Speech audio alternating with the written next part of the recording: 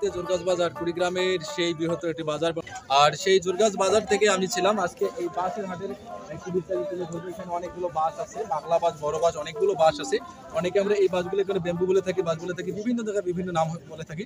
আমরা এখানে চাচারা আছেন। আসসালামু আলাইকুম চাচা, কি বাস কি কিনতেছেন নাকি বেচতেছেন? কি বাস এগুলো আপনার? মাকলা বাস। কিরকম দাম? কিরকম? 300 টাকা। 300 টাকা পিস। এগুলো 300 টাকা পিস। এই যে আমি যদি বলি এই যে বাসগুলো আছে এগুলো হচ্ছে 300 টাকা পিস। এই বাসগুলো যেখানে হয় সেটাকে আড়া বলে বা কি বলে? বাসের আড়া বলে। কতদিন লাগে এরকম একটা বাস হইতে? 4 বছর লাগে একটা বাস। আসসালামু আলাইকুম চাচা, কি বাস? চাচারা কি ব্যাপারী নাকি এমনি? ব্যাপারী। কি রকম দাম এখানে? এখানে মনে করেন এটা খবর আছে 400, 350, 250, 500, 500। কোন জায়গা থেকে আসছেন? ব্যাপারী। বাঁশের বাজার আমি বলবো জোরগাছ বাজারে এই জায়গাটাতে বাঁশ বিক্রয় করা হয়। এই বাঁশগুলো চর অঞ্চলের যে মানুষগুলো আছে, চর অঞ্চলের যে মানুষরা আছে, তারা এই বাঁশগুলো বেশি ক্রয় করে তাদের গৃহ ঘর তর এগুলোকে তৈরি করার জন্য এগুলো তারা নিয়ে থাকেন। এখানে এখানে আপনারা কি সবাই ব্যাপারী? সবাই এখানে ব্যাপারী, যাদেরকে দেখতেছেন সকলে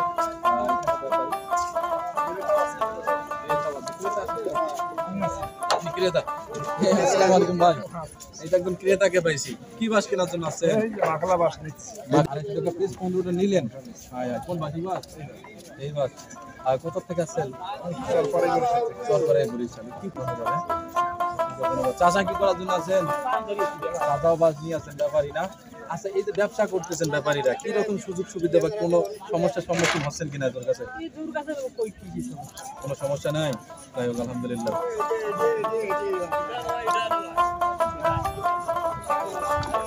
বলবো যে বাঁশের একটা বিশাল বাজার সমাজ, যেদিকে তাকাবেন সেই দিকে বাজার।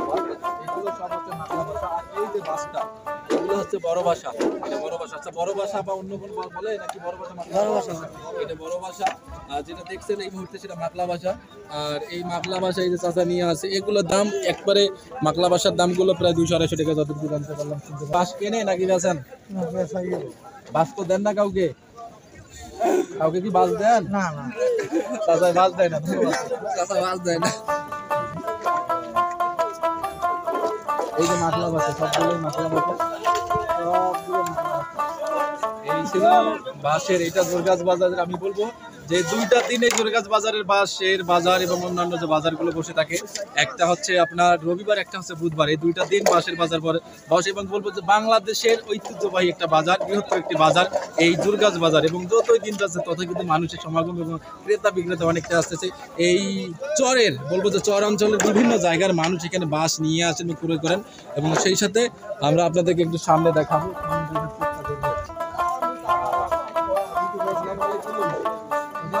বাস কেনার জন্য নাকি বেচার জন্য?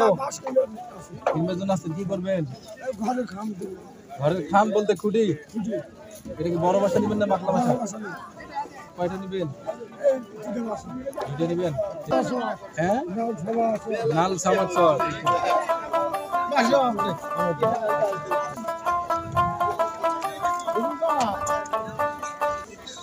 কত কেজি? 350। এই যে ছোট বাস, আমি যদি বলি এই যে ছোট বাস, আপনাদেরকে এটা নিউজ দেবো। এই যে 4টে বাস 350 টাকা। এই ধরনের বাস আমি একসময় আমার দাদু, বড় দাদুর বাস আমি চুরি করে মানুষকে এমনিও দিচ্ছিলাম, বেচছিলাম এই ধরনের বাস। সেই বাস আজকে দেখেন কত দাম। যাই হোক, আপনাদের যে বাসের বাজার বেশ কিছুক্ষণ দেখার চেষ্টা করছিলাম, অনেকগুলো বাস। এবং সেই সাথে বলবো এই জোরগাছের বৃহত্তর বাজারে শুধু এই সর্বোচ্চ কুড়িগ্রামে এখানে বেশি বাস ক্রয় এবং বিক্রি করা হয়। আবারও যদি বলি এই বাসগুলো বেশিরভাগ চর অঞ্চলের যে মানুষগুলো থাকে তারাই ক্রয় করে থাকে। এই ছিল জোরগাছ বাজার থেকে, ঐতিহ্যবাহী জোরগাছ বাজার, ওকি গাড়িয়াল ভাইয়ের জোরগাছ বাজার থেকে আমি ছিলাম কে ওসমান গনি। দেখার চেষ্টা করেছিলাম বাজারের আজকে বাসের দরাদর।